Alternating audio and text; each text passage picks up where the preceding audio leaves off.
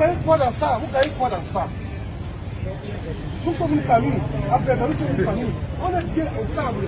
Après, vous ne prenez pas les biens. Pourquoi vous changez? Alors, je vous demande d'ouvrir vos boutiques. Je demande au maire de vous dire, ouvrez vos boutiques. Parce que si vous n'ouvrez pas vos boutiques, si je me fâche, je sens vos boutiques. Vous n'avez plus jamais ouvert. Ce sont mes boutiques là. Si je sens vos boutiques, on ne va pas vivre là éternellement. Vous avez peur de quoi? Vous ne voulez pas vos boutiques. Pourquoi? Qui va venir sur mes boutiques? Qui va venir?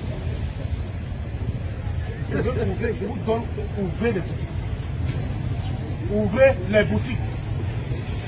Bonjour les enfants, c'est papa. Mon mur est un asile psychiatrique à ciel ouvert et ma salle d'attente est toujours bondée. Bienvenue à la clinique les enfants. J'aime beaucoup la partie qui dit que mais ouvrez non. Ouvrez non. Ouvrez les boutiques. Ouvrez les boutiques. Ça c'est quand les pauvres, les riches n'ont plus les pauvres pour les applaudir. Ils comprennent le pouvoir du peuple. C'est ça quand je vous parle du peuple, l'énergie du peuple. Ils croient que vous avez tellement faim que vous ne pouvez pas vouloir quelque chose de plus grand. Ils croient que vous avez tellement soif que vous ne pouvez pas vouloir quelque chose de plus grand. Et leur technique, c'est de bloquer le peuple dans la famine, les besoins basiques, pour qu'ils ne pensent jamais ni à la liberté, ni à la démocratie, ni au développement, ni à l'épanouissement, parce que ces populations sont bloquées dans le bois, manger, baiser, chier, et ils n'arrivent même pas encore à voir tout ça en même temps. Donc quand tu es encore bloqué au basique, c'est que toi tu es encore bloqué, tu ne manges pas pendant 2 fois par jour, c'est normal que tu ne t'occupes pas beaucoup des gens qui veulent le changement. Ils te dérangent. C'est que les gens qui veulent le changement te dérangent quand toi tu ne manges pas encore 2 fois par jour. Mais tu oublies que pour commencer à vouloir le changement, il faut manger au moins 1 fois par jour. Ou 2 fois par jour. Pour commencer à vouloir le changement, il faut manger au moins 2 fois par jour. Mais les gens qui ne mangent même pas 1 fois, ou qui mangent 1 fois par jour, n'ont pas le temps de vouloir le changement. Bah, ils ont besoin de manger. Bah, ils ont besoin de manger, la famine n'attend pas. Donc, ils bloquent les Camerounais à l'état basique de la famine de base pour que les gens ne veuillent même plus les choses comme le changement. Pour qu'ils puissent dresser les acteurs du changement, les militants du changement, contre les autres populations plus pauvres, basiques, qu'on a bloquées au bois, manger, baiser, chier, et qui trouvent que non, ils n'ont pas besoin d'avoir notre point parce que ça leur prend beaucoup d'énergie. Vouloir le changement est une énergie. Quand tu as encore faim dans ton ventre, c'est très compliqué. C'est extrêmement compliqué. Là, ils se sont rendus compte que les Camerounais se sont affranchis du manger. Ils ont compris que réfléchir avec la pensée n'apporte pas le développement. Vaut mieux avoir un peu faim. Vaut mieux avoir un peu faim. Vaut mieux fermer la boutique 3-4 jours. Ça ne va pas nous tuer. Et là, ils découvrent que les Camerounais ne sont pas prêts à vendre leur âme au diable pour 100 francs qu'ils ont porté quelqu'un sur la moto. C'est le nouveau type de Camerounais. Ils sont face au nouveau type de Camerounais. Nouveau N-T, nouveau type de Camerounais, NTC. NTC. Là, ils sont en train d'expérimenter ce qu'on appelle le nouveau type de Camerounais. Celui que tu ne peux pas faire le chantage en disant « Mais eux, ils sont là, ils sont en train de manger, mais toi, tu n'as rien. » Non, le nouveau type de Camerounais ne regarde pas ça. Le nouveau type de Camerounais est focalisé sur l'intérêt collectif. Et son petit intérêt individuel de son manger, il peut mettre ça en second plan. C'est ça qu'ils sont en train d'expérimenter en ce moment. Il se place devant les bonhommes, il dit, mais ouvrez non, ouvrez les boutiques. Vous avez peur de quoi? Non, ils ont peur de la colère du peuple. Parce que c'est eux le peuple. Mais ça ne dure pas longtemps. Son envie de vouloir nous faire ouvrir les boutiques dans la gentillesse et le calme. Ça n'a pas beaucoup duré. Vous avez remarqué que son envie de nous faire ouvrir les boutiques n'a pas beaucoup duré. Donc, ça n'a pas beaucoup duré. Tant, 2 temps, 3 mouvements, il dit que si vous n'ouvrez pas les boutiques là, je scelle ça. Seigneur, ils n'ont pas appris à parler à un peuple. Ils n'ont jamais appris autre chose que l'arrogance et le mépris. 2 minutes, 1 seconde pour dire ouvrez les boutiques, non. Ouvrez les boutiques, non. Et quand ils se rendent compte que les gars disent grand frère, laisse-nous un peu tranquille. Grand frère, laisse-nous, même si on a faim, laisse-nous, on n'ouvre pas. On a dit que ce sont nos boutiques, non. On n'ouvre pas. Comment? Pour bien pour nous voler nos vies, ils peuvent aussi nous forcer à ouvrir les boutiques. Ils peuvent aussi nous forcer à conduire la moto, même le jour où on doit respecter notre ville morte. Parce que ville morte, pour nous, c'est important. Non, on n'ouvre pas. Le gars dit que si vous n'ouvrez pas, je vais sceller ça. Je vais sceller toutes vos boutiques là si vous n'ouvrez pas ça. Parce que ce sont mes boutiques. Vous vous rendez donc compte quand on vous dit qu'il pense dans la tête que le Cameroun leur appartient.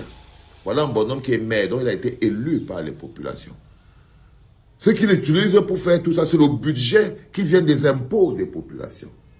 Toutes les boutiques qui sont là, les Camerounais qui vendent et qui utilisent ces boutiques, payent les impôts et ils payent les loyers pour ceux qui ne sont pas propriétaires.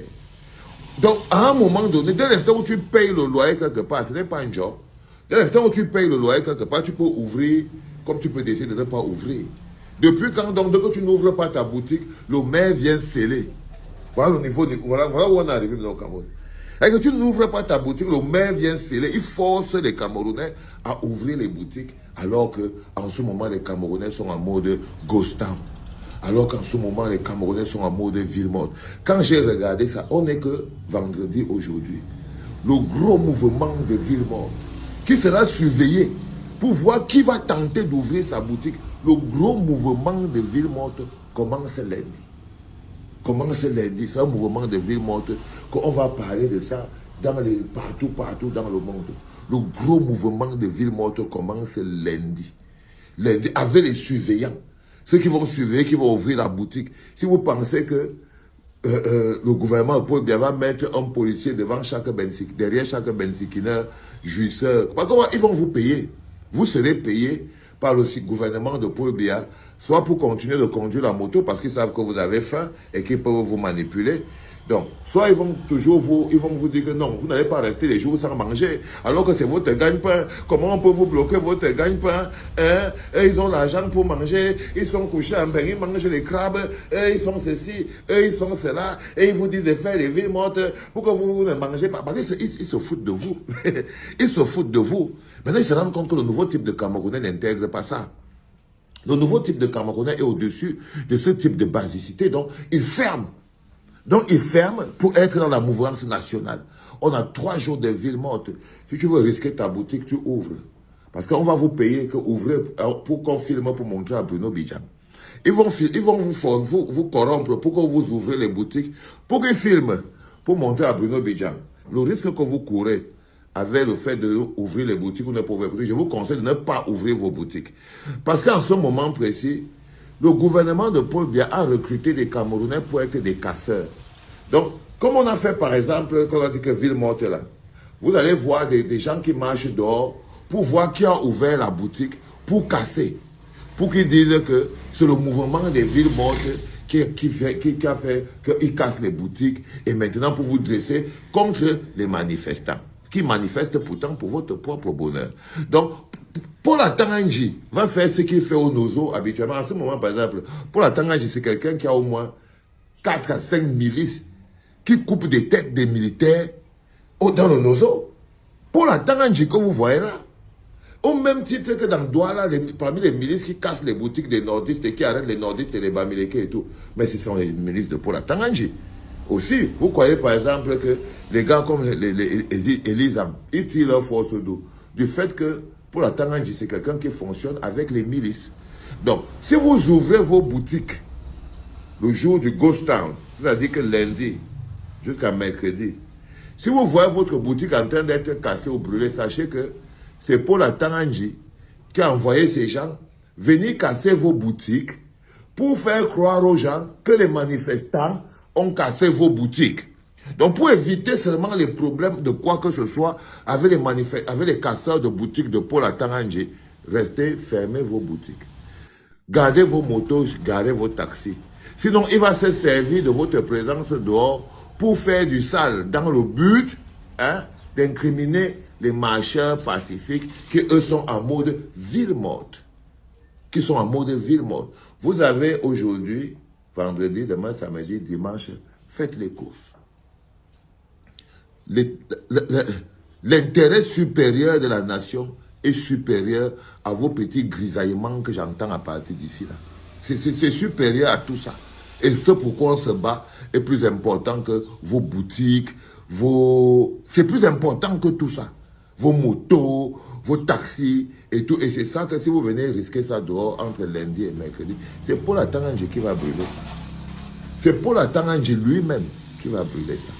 Vous ferez mieux de faire très attention. C'était papa. Comment tu peux aussi regarder une vidéo sans t'abonner? Abonne-toi. Surtout clique sur la cloche de notification. Ça, c'est la page de Buzz. Si tu veux être au courant des buzz et toutes les actualités au 237, abonne-toi et clique sur la cloche de notification. Partage aussi pour m'encourager. Surtout, si tu as quelque chose à dire, papa, lâche un commentaire.